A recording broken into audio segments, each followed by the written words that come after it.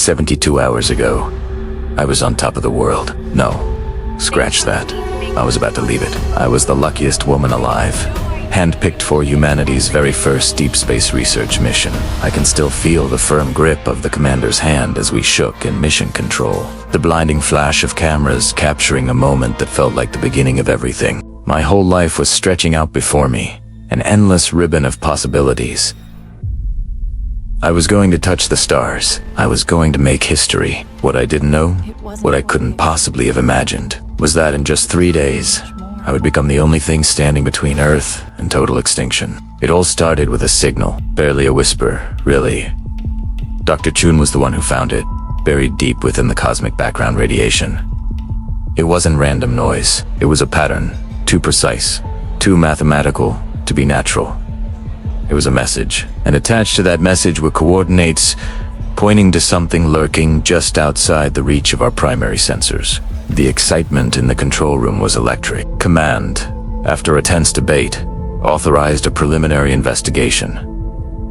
And me, I was the one they chose. When I suited up, my heart pounding a frantic rhythm against my ribs, and floated out into that infinite, silent blackness toward the strange probe we'd detected.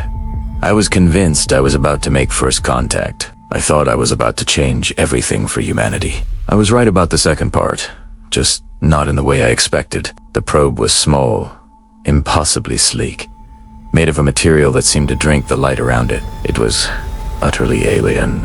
I reached out a gloved hand, my breath catching in my throat. The moment my fingertips made contact with its surface, everything shattered. It wasn't a physical shock, but a psychic one. Alien knowledge, a deluge of pure information, flooded my mind like a dam breaking. I saw visions of worlds I couldn't comprehend, cities that defied physics, stars burning in colors that shouldn't exist. I was given mathematics that our greatest minds couldn't dream of. And with it all came a warning, a terrible, soul-crushing warning that I understood far too late. The probe wasn't a greeting card. It wasn't a message of peace. It was a beacon. It was a dinner bell, and something very, very old and very hungry had just heard it ring. I barely had time to scream a warning back to the ship before it arrived. It didn't travel through space. It tore a hole in it. It came through folded reality like a nightmare made of light and shadow. It was vaguely humanoid, but all wrong. Its form constantly shifting, translucent and ethereal. It didn't bother with the airlock. It phased right through the ship's hull like the reinforced metal was nothing but smoke. I watched in absolute horror as it moved toward the bridge. I saw it consume my crewmates, one by one.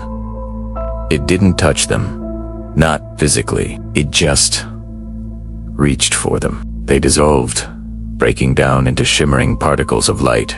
Their consciousness, their memories, everything they were, absorbed into the entity's shifting form. It was collecting them, like a scientist gathering specimens. I heard them screaming, their voices echoing in my helmet comes, and then just silence. And I ran. God help me. I ran, leaving behind the people I'd trained with for years, the people who had become my family. I scrambled through the corridors, the ship's emergency lights painting everything in a terrifying red glow. But even as I ran, the knowledge from the probe was churning in my mind, reordering my thoughts, giving me answers I didn't want. It told me what this thing was.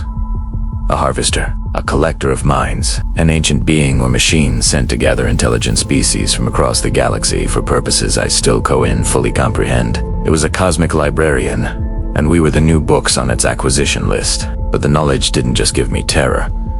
It gave me a weapon. It told me how to communicate with it, how to speak its language, how to negotiate. It finally cornered me and the few remaining survivors in engineering. We were backed against the primary reactor core. Nowhere left to run. The harvester floated into the room, silent and immense, its presence sucking the very warmth from the air. My crewmates were frozen in fear, but I did the only thing I could. I stopped running. I turned around and walked toward it. I opened my mouth, and words that no human tongue should ever know spilled out. It was a language of pure concept, of raw mathematics and light. I felt it in my mind, the entity's surprise, its curiosity. I made it a deal, a bargain for our lives. I offered it information. The location of more mines to harvest. More species to catalog. I gave it the coordinates from the original signal. The location of the species that sent the probe in the first place. I sent it back to where it all began. I bought his time with a final, silent appraisal. The entity turned and phased back through the hull, disappearing into the void as quickly as it came. The ship was silent, save for the ragged sobs of the few who were left. We were alive, but I was no longer the same person who had floated out to that probe. The knowledge it gave me is permanent. It's fused to my own consciousness, a part of me now. Sometimes, when the lights are low, my eyes still glow with a faint, alien light. I am changed forever, and when I look out the viewport at the night sky now, I don't see the beautiful, empty expanse I once did. I see what's really out there. I see the truth. Thousands of harvesters moving silently through the void between stars, their paths like a vast, invisibly web, and they're coming. They're all coming here. They're coming for all of us. The probe was just a scout. Earth is next on the list, but they made one mistake. They left a survivor. They left me with their knowledge, their language. I know how they think.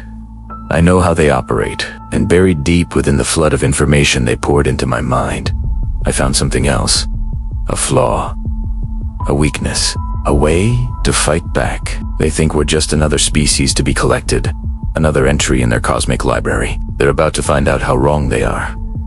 They're coming, and I'll be ready. We will be ready. Thank you for watching. If you believe humanity is worth fighting for, make sure to subscribe and follow our journey. The real mission has just begun. They're coming, and I'm the only one who knows how to stop them.